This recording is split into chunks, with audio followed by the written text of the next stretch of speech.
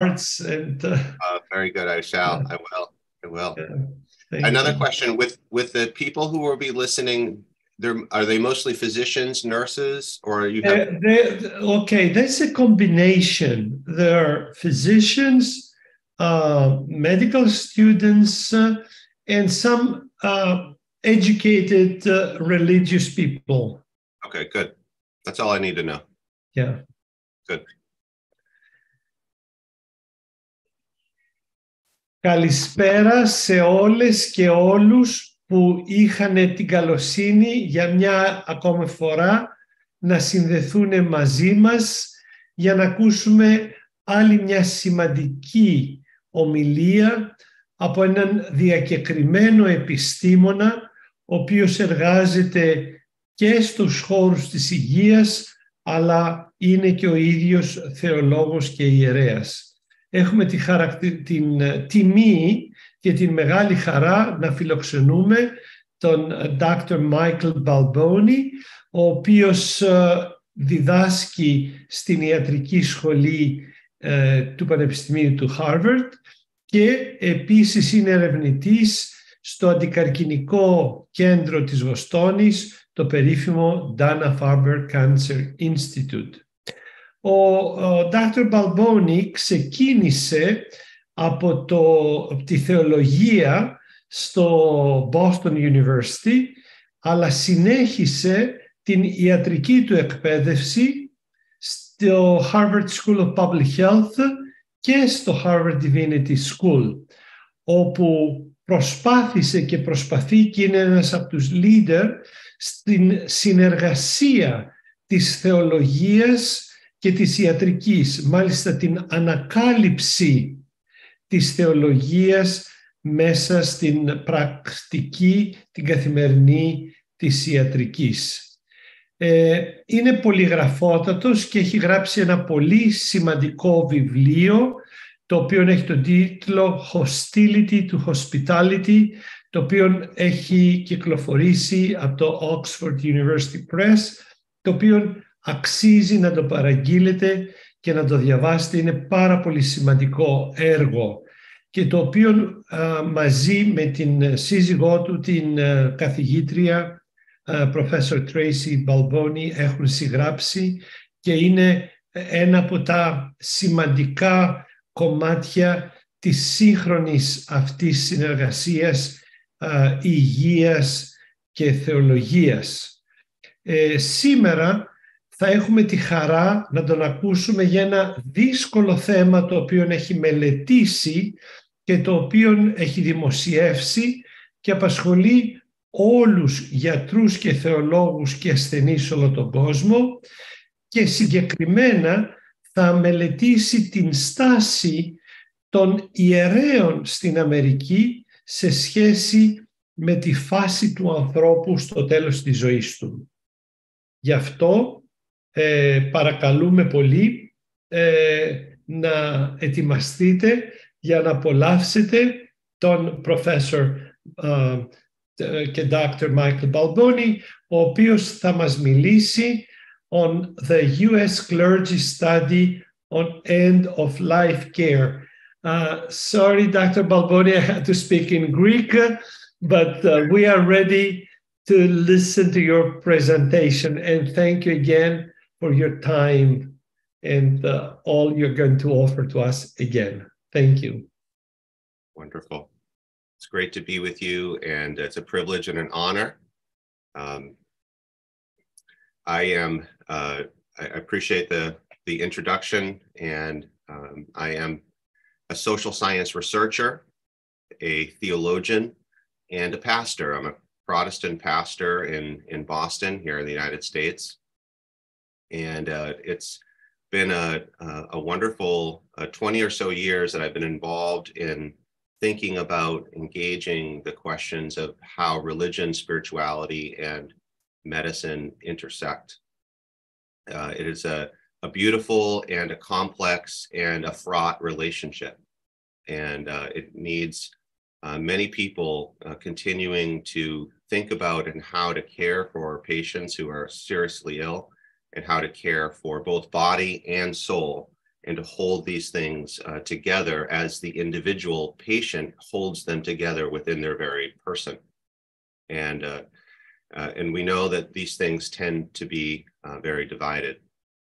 I'm going to share, I'm going to do something a little different than I did last year. I want to focus a little bit on a theology around medicine and how so I'm rather than focusing on a social science lens that I normally will talk on, I'm going to put on my pastor and theological cap and share some reflections on the importance of the relationship between medicine and religion in what we're seeing. So I hope that's okay. And rather than give the same talk I gave last year, I want to give something a little bit.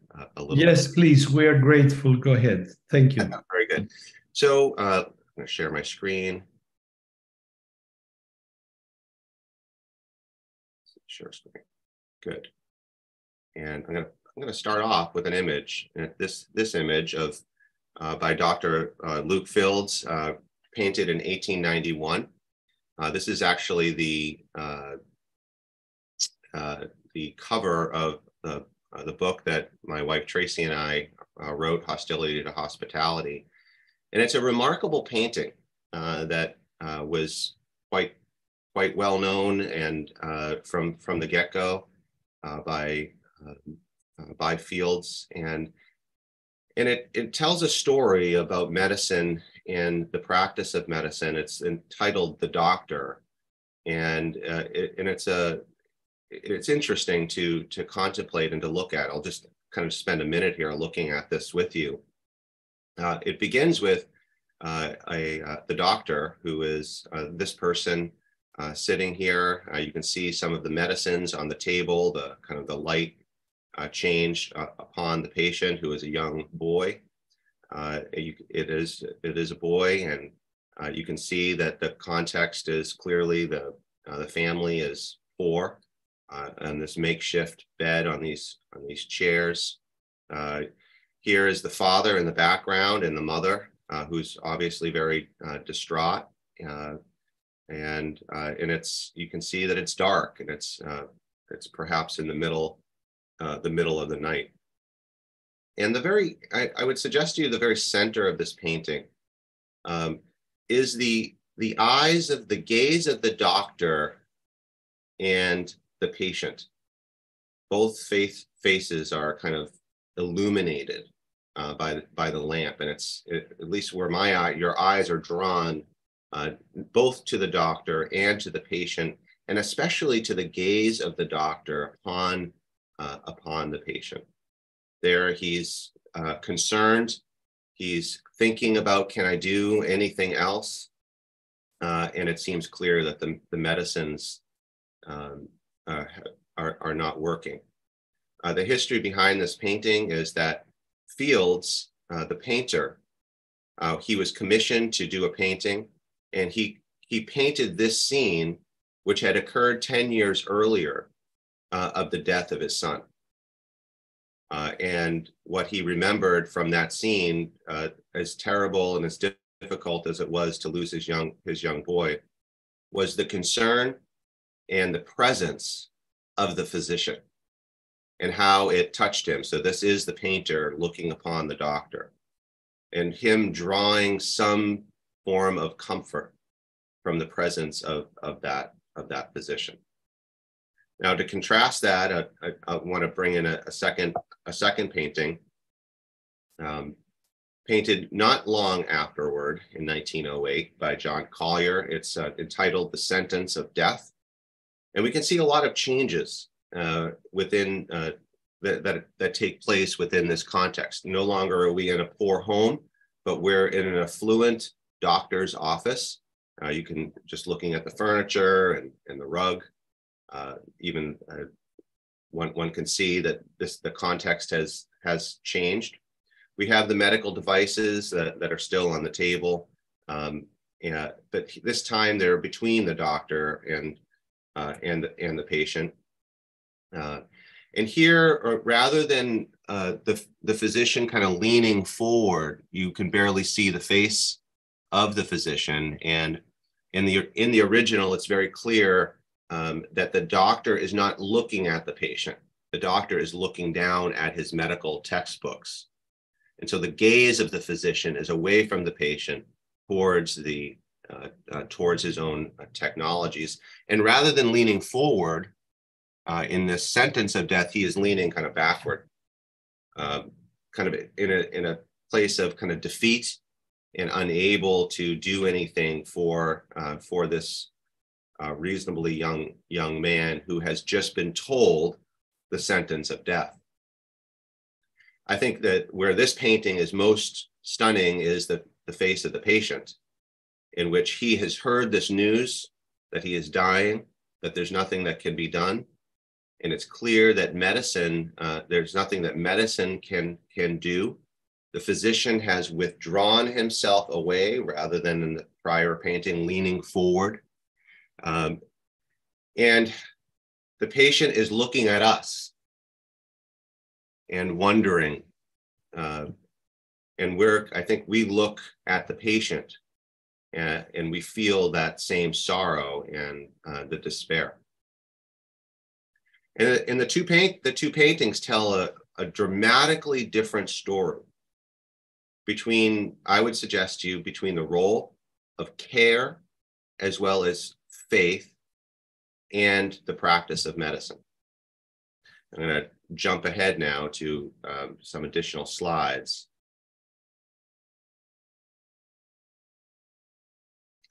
And I want to bring your attention and some thoughts to some theological reflections on medicine.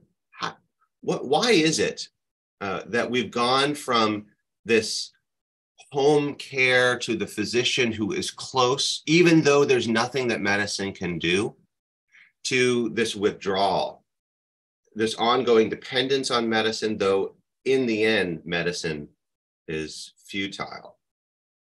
And I want to reflect a little bit with you on these things. We've seen a major shift, for example, in language. Now, I know most of you, maybe English isn't your native language, but I'll focus just on the English terms. I'm not sure exactly what within your culture, if you're using, if the language is different, perhaps it might be, and I'd be interested in learning more about that. But we see a shift in the language and how in the American context of what's going on and how we're thinking about the doctor-patient relationship. And it reflects deeper realities. So, for example, when we think about the doctor, he's sometimes called a specialist or a scientist, and the patient is sometimes, maybe not directly, but usually is referred to as a case. And this language reflects what we might call an object-observer relationship. There's the specialist is neutral, they're distant, and they're observing the case, the patient. There's not a relationship in that language, and that I would suggest to you that this is the social force of science that is shaping the language and how we're thinking about and conceptualizing the doctor-patient relationship. There is, at least in America, there has been a push towards the use of the language of provider, that the doctor or the nurse is a provider. And I think underneath that language is the understanding of an economic relationship, that they are providing medicine or they are providing a commodity is really what's going on there. We haven't used any language of calling a patient a customer, which would really kind of change how we would understand the nature of illness and the nature of medicine. But at least the language of provider suggests a kind of an economic relationship, and that there's a buyer and a seller. Of course, that is very troubling sorts of language, and it's only partly been used, but it's there within the medical context and within the psyche of how doctors and nurses in hospitals are thinking. Or sometimes we have the language of professional and user, which is more of a bureaucratic kind of relationship. Again, it's not quite as common, but it's there. But then the most traditional language, the language of the Christian tradition that goes back very early is the language of clinician and patient. Clinician, I'll talk about that at the end, what that means. Patient, of course, comes from the Latin of sufferer. And it's a recognition that the patient is a suffering person that must be cared for. So patient is ultimately about the humanity and the sorrow surrounding the humanity of this person, and that they must be cared for. And it suggests a guest-host relationship, which I'll talk about. The language of hospital is a Christian language of hospitality, of the receiving of strangers and the care of strangers. And our language really gets at the nature of what it means of what's going on within the doctor-patient relationship, what's going on in the care of the sick. What are you doing as a doctor or as a nurse? What is the patient doing as they're going into this context? And how do we understand the underlying deep structures of what medicine is and what it means to care for patients? And this language and the shifting of language is demonstrating that many things are moving and changing. And I would suggest to you, they're moving and changing in directions that are worrisome or troublesome. There are these social forces. That language represents various social forces that are shaping how the doctor and the patients are interacting. And I would also just suggest, if you're a doctor or a nurse, it's shaping how you think. It's socializing would be the technical word. It's socializing your mind and your outlook and your perception of what your actions are and how you perceive your relationship with those that you're caring for. There are 4 major social forces that are shaping the practice of medicine, and they're shaping the doctor-patient relationship and shaping the physician and the nurse. The first is the hospitality and compassion, which is this care, the human care of one human caring for the dignity of another human. And this has been a driving force of hospitality in the language of compassion, of caring and looking out for a stranger. That medicine has, many cultures have not had that, in which the stranger would be rejected, or it's not my responsibility to care for the stranger. Within the West, and specifically, I think specifically because of the Christian mission, and I'm not going into the history of it all, but I think a strong case can be made that it has been the Christian theology that has shaped the Western culture of the importance and centrality of the care for the sick, and that we are to receive the sick and care for them as if we were caring for ourselves. But that's not the only social force. Another has been science and technology. It's long been recognized for millennia that for physicians to be effective in the care of the sick, they must use tools of techne in order to care for the sick and to provide more effective care in order to alleviate, to change the course of a person's illness and so on.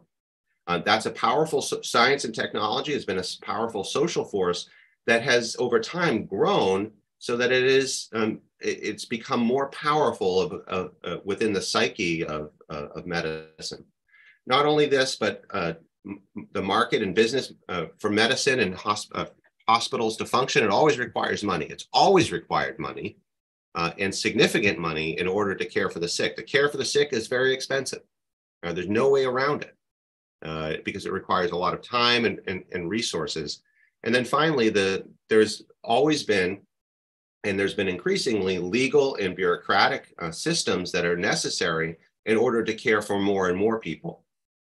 So these are the 4 social forces that I think that we use and rely upon and lie under the surface. They're the deep currents within the practice of medicine that are shaping all of us and how we approach patients.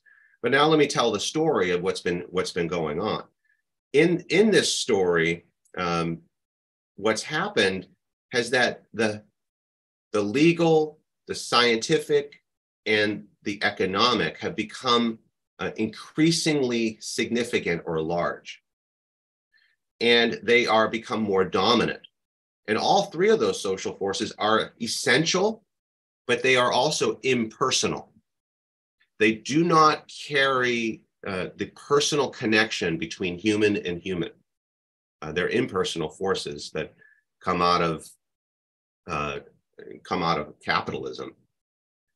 And when left unchecked, they diminish hospitality and compassion. And so there has been this story over the last 150 years in which these social forces have become larger and larger, and it has shrunk the heart of care, and it's become more and more difficult to provide that human care and spirituality and faith as things have progressed. In fact, we've seen within even the heart and mind of many doctors and nurses, and within hospitals as organizations, that those other social forces have been absorbed within the self, almost becoming kind of idols within the self, and confusing the motivations. So is the chief motivation of the physician to become to make a lot of money, or to become an esteemed scientist, or to control everything? Or is it because they deeply care? And that is the driving force. These other motivations are there, but they're not the chief reason. And these kind of underlying motivations play a major role in how we are caring for others. And that's on the individual level. What happens on a social level when these social forces become dominant is it changes and alters, it alters things. Well, I'd like to suggest to you that that the best way to understand the doctor-patient relationship and the care for the sick is using the traditional language of hospitality. And that comes out of what we might call a host-guest relationship. Hospitality is this collective practice in which the ill stranger who has great need is graciously received. And in that relationship of host and guest, there's an understanding that they are strangers. There is a stranger relationship. I don't necessarily know you.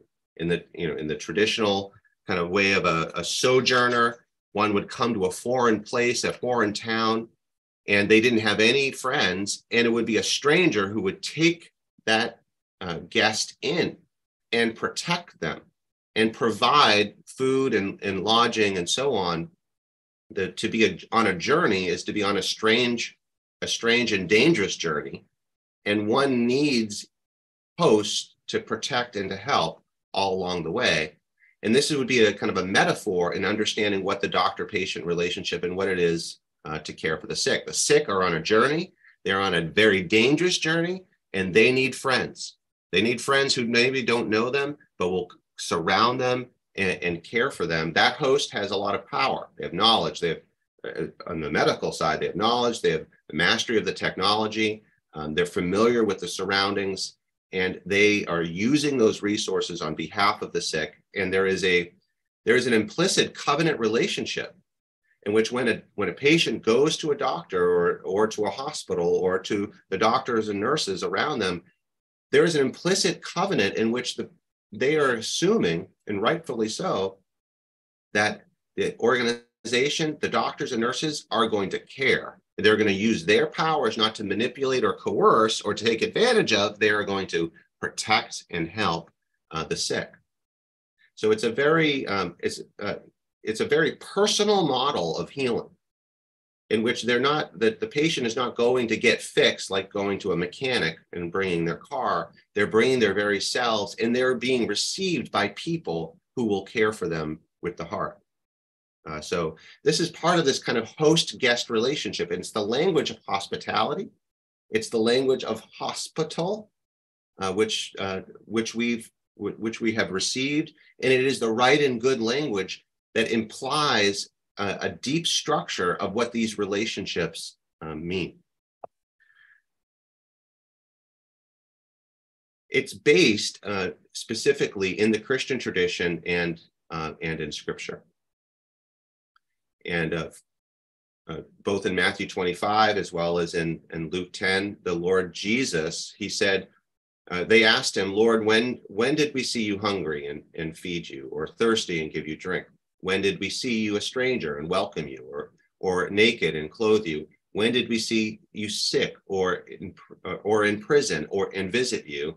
And the king will answer them, truly, I say to you, as you did it to one of the least of these, my brothers, you did it to me. And what's interesting about this language is that when did we see you sick and visit you? When did you? Well, it's when Jesus says, it's when you've done it to the least of these, you've done it to me. And that Christians have been reflecting on that for 2,000 years. And what it suggests is something very symbolic and sacramental about the patient. And this is, again, this shows up in Matthew 25. It also shows up in the Apostle Paul in his letter to the Galatians. He says, you know it was because of a bodily ailment that I preached the gospel to you first, to the Galatian Christians. And though my condition was a trial to you, that implying how the care of the sick is a burden to the caregiver, you did not scorn or despise me, but you received me, it's the same language, you received me, that's hospitality, as an angel of God, as Jesus Christ. And so he's saying, when I was sick, you brought me in and you received me as if I were Jesus himself. They were, in other words, putting into practice what Jesus had taught in Matthew 25, as well as in Luke 10, that when we receive the least of these, who are in deep need, when we receive the sick, there is something special in which we are actually, in some mysterious way, receiving Jesus Christ. And as Christians have thought about that, they've begun to realize the importance and the centrality of receiving the sick and doing it well. And so we have within this relationship what we might call a sacramental relationship, in which whenever you are in the presence of a sick person, there you are to have the eyes, the gaze. Remember the gaze at the beginning of those paintings? The gaze to see the patient not only as human, though that they are certainly that, made in the image of God, but you are to see the divine in that person. In some mysterious way, Christ is present within that person. And when you are to receive that person, you are to receive them as if they were Jesus. I think one amazing illustration of this is among many of the monasteries. I'll just give the example of Saint Benedict and the Benedictine monasteries that began in my home country in Italy back in the 6th century AD. When the Benedictines, they would care for the sick. And of course, they had, as many of the monasteries over those early centuries, they had many those monks who were practicing medicine. They would receive the sick, and they counted it as one of the highest and most important things that they would do. And when a sick patient was brought to the monastery, the entire community would come out, led by the abbot, and they would receive the patient, and they would do it this way. And it's important to see it. All of the monks would come before the sick patient, and they would literally bow down and get down low on their faces before the patient. And they would receive the patient in this way, because they were literally taking it that this teaching of Christ, that Christ was embedded within the sick person, that if that was actually the truth, then if they were in the presence of Christ, they would most certainly bow down before the Lord. Now imagine if some of our doctors and nurses in the presence of the sick would start doing something like that. Rather than seeing themselves as, the ones with all the power, they are the ones who are coming before the patient who has this inestimable, amazing position, though suffering. It's much like when we take the Eucharist and we receive it. We understand that within the mystery of the Eucharist, it's sacramental in that it represents the suffering, broken body of the Lord. In a sacramental way, the patient is representing that. And so we are to receive the patient with that same heart with that same care. That mentality, that theology, if one would see that, whether it's the congregation around the sick and caring for the sick, whether it, for example, when people get sick and they go into a nursing home, does the congregation forget about them, or do they go and visit them and care for them? Or when the sick patient comes to the hospital, do you see them as a problem, or do you see them as the Lord Jesus coming, the divine coming into your very presence? It's an opportunity of amazing worship. I only have one or two more slides, so let me just kind of take you through what I think is a sacramental or a theological model that is, if put into practice, if your gaze would see it, it would be transformative to the practice of medicine. When we think of the patient doctor or the patient clinician relationship, it's not just two human beings. It is at least that. And if people would just have a human care, recognizing that we're called to love one another even as we love ourselves, that would be pretty powerful in and of itself. But it's not just that.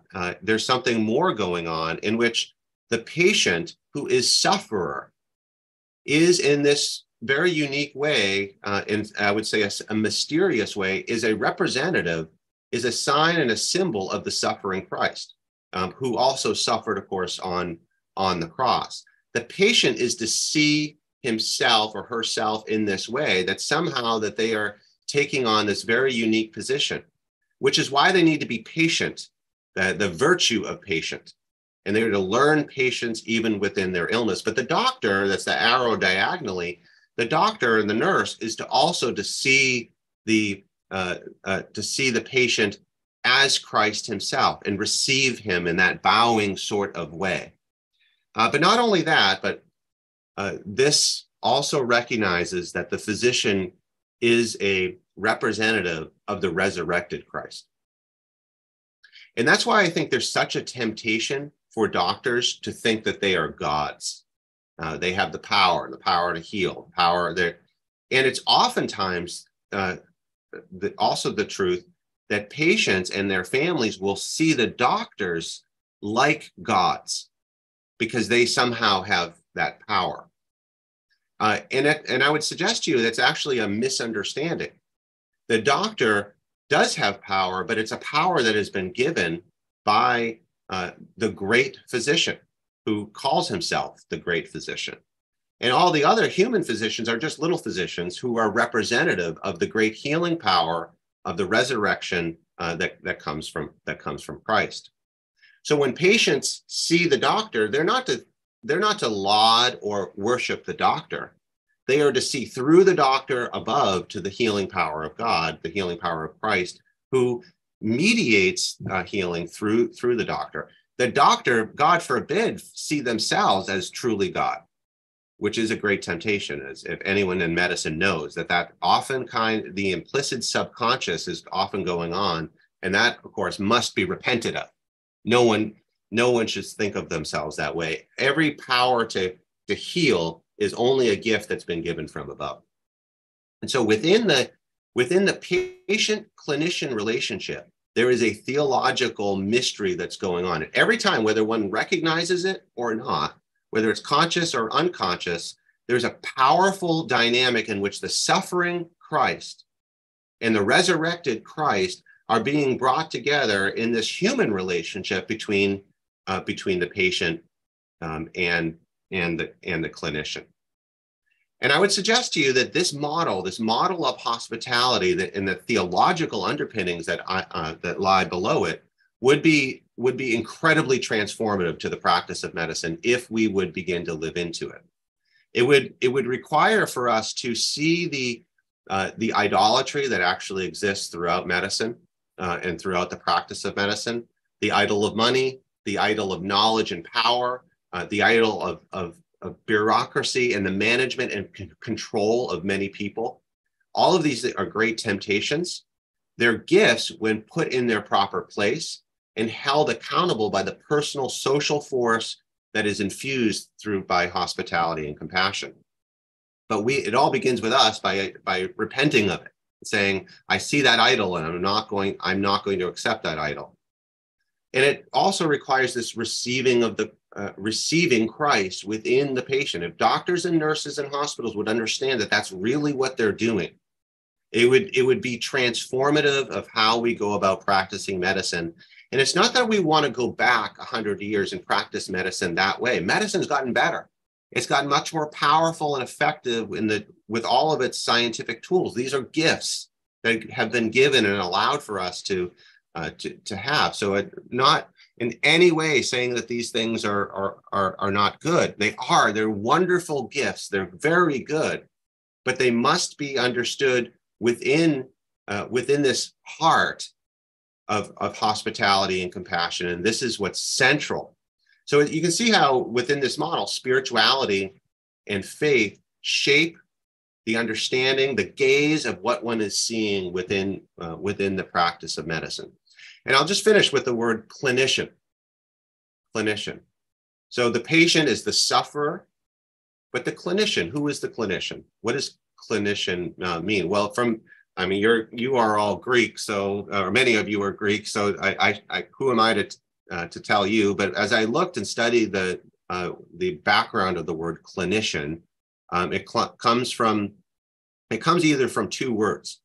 It comes either from the word kline, which I believe means bedside, and so the understanding would be it's the person, the clinician is the person by the bedside caring for the sick. There's an alternative meaning of the root word for clinician, and it's the Greek verb klino, in which klino, part of what it means is to bow. The clinician, and you can see how at the bedside one might have to get down on their knees to come close to the patient there, and they might lean forward in order to listen or to talk softly to the patient. One is bowing at the bedside. And that is an incredible illustration of receiving, going back to the Benedictines, of bowing before the patient. It's this beautiful picture of humility, of gentleness, of compassion, and of recognizing that the person before you is not only human, but the divine Christ is somehow mysteriously there.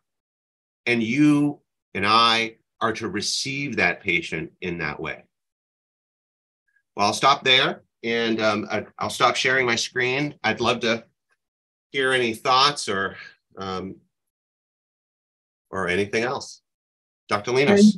Thank you so much for this so deep and touching and meaningful presentation beyond the usual academic and dry scientific secular knowledge offered usually. So you gave us and opened us a new way of looking at our relationship with the patient.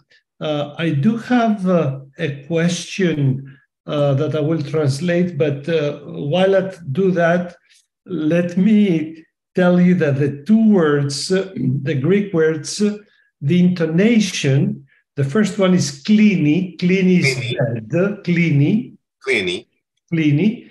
And then the verb, klini is K-L-I-N-I-T-A, it's iota, klini. But the verb is not klino, it's klino, bow my head, yeah. And during the liturgy, we do say klino τη κεφαλή, so klino, the tone. Klino. But you expressed the meaning better than Greeks can do. So I think one of the listeners says, you mention the relationship of physician-patient as the Eucharist offered to God during the Holy Liturgy. Since Eucharist is the center of the Orthodox theology and church, can you expand more on that? So they want more on this kind of relationship to the Eucharist. So what I intended to say was that it is like the Eucharist. So it is sacramental. So I would differentiate between sacrament and sacramental. Sacrament is the noun, sacramental is the adjective. So so one way to think of it is a sacrament. Now, I only believe the different traditions have 2 or 7 sacraments. I don't know Orthodox if they have 7 sacraments or 5, or Roman Catholic have 7. Protestants have 2, baptism and Eucharist. And I don't know what Orthodox, how many sacraments. I think based on the teaching of the late Bishop Ioannis Zisioulas, who is a very famous Orthodox theologian, he always objected the numbers, and the rulings of mostly the Catholic Church, stating we have 1, 2, 3, 7. And indeed, he said that the main sacrament is the Eucharist, and I'm very surprised to hear from you that the Protestant Church shares this very basic Orthodox kind of approach that the Eucharist includes, all the so-called sacraments. So yes, this is according to Zisioulas, it's only 1 or 2. Okay, so there are sacraments, 2, 7. Different traditions have but at least agreement that the Eucharist is. Everyone agrees the Eucharist is a sacrament. There we have unity, and it's a sign and symbol in which the Spirit of God uses and ministers to us spiritually. Sacramental is an adjective, which is to say the whole world is sacramental. The heavens declare the glory of God. The earth displays his handiwork, so that everything within all creation is sacramental in that it points to God or something about God. It is not a sacrament. I would not say medicine is a sacrament. I would not say the patient is a sacrament. I would say that they're like a sacrament, or they are sacramental. That's kind of the difference. So we understand that everything that God has made reflects God in some way. The patient reflects the suffering Christ. The physician reflects the resurrected Christ. And it is a sacramental. It is not a sacrament. That I would distinguish between the two and say they're different, but related.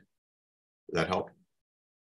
I think that was very helpful, and I think most of us understood the difference. I guess I do have some nice remarks about your presentation, but I don't have a specific question. So I will let you conclude, and just add as a question, answer, and epilogue to what you say, because that was a very new approach of the relationship between the God, in quote, or the wrong approach of the physician who thinks he's God or God's associate, and the patient, the slave, that you gave us a different approach that hopefully can change this relationship to the benefit of both the patient and the poor physician, who very often daily finds out that most of his decisions are not necessarily the right ones. And year after year, we in medicine find out that what we were saying a year ago now has changed. So we can't be as God as we thought we were, because we make mistakes every day and every year. So the approach you gave us with this theological kind of remind us of the biblical kind of approach of God towards the patient, the weak, the slaves, and all that. That was something new that hopefully one day we physicians and medical students and younger physicians that listen can change the mentality, which of course was given to us during our training, and of course supported sometimes by our patients. So we need a revolution of this relationship. And I guess an epilogue would be, I think that's right, the systems of medicine, certainly, at least in the United States, are increasingly impersonal, increasingly hostile to faith, hostile just to care. And it's not, I don't think it's definitely not intentional, not humanly intentional, at least. It is the inevitable direction of empowering these other social forces that they become, they take over. And I think that, that's the hard news, and only a large scale repentance can change that. But I think in the meantime, if you can kind of think of the cogs of the wheel, the big machine, each individual has to understand who they are and their identity and what they're doing. And we can each choose to be kind of the sand in the grinds, to slow things down as best we can, and to be a different kind of person in the care of the sick.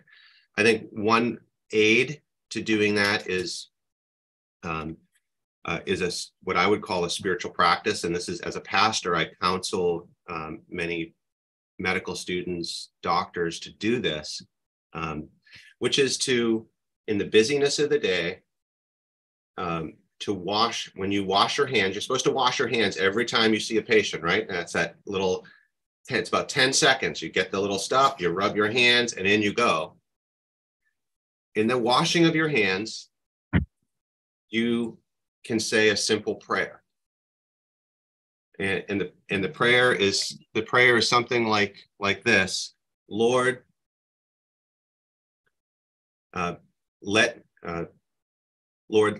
let me be as Christ to this patient,